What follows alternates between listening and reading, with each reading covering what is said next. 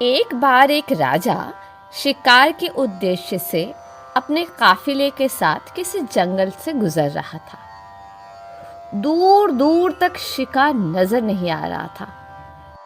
वे धीरे धीरे घनघोर जंगल में प्रवेश करते गए। अभी कुछ ही दूर गए थे कि उन्हें कुछ डाकुओं की छिपने की जगह दिखाई दी। जैसे ही वे उसके पास पहुंचे कि पास के पेड़ पर बैठा तोता बोल पड़ा, पकड़ो पकड़ो, एक राजा आ रहा है, इसके पास बहुत सारा सामान है, लूटो लूटो, जल्दी आओ जल्दी आओ। तोते की आवाज सुनकर सभी डाकू राजा की ओर दौड़ पड़े।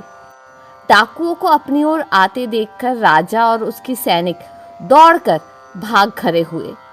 भागते भागते कोसों दूर निकल गए। सामने एक बड़ा सा पेड़ दिखाई दिया।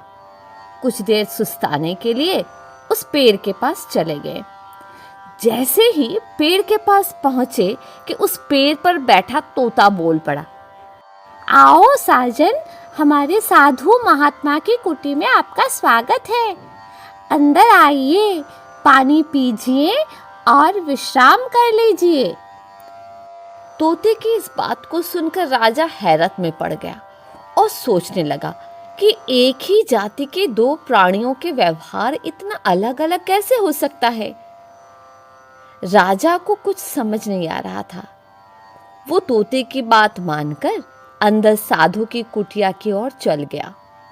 साधु महात्मा को प्रणाम कर उनके समीप बैठ गया और अपनी सारी कहानी सुनाई और फिर धीरे से पूछा, ऋषिवर, इन दोनों तोते के व्यवहार में आखिर इतना अंतर क्यों है?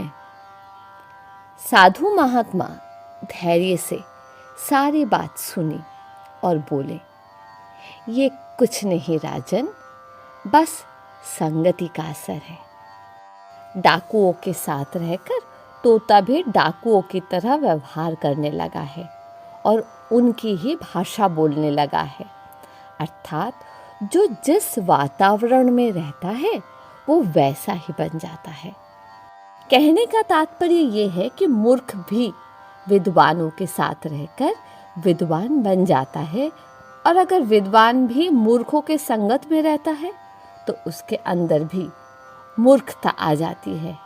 इसलिए हमें संगति सोच समझकर करनी चाहिए।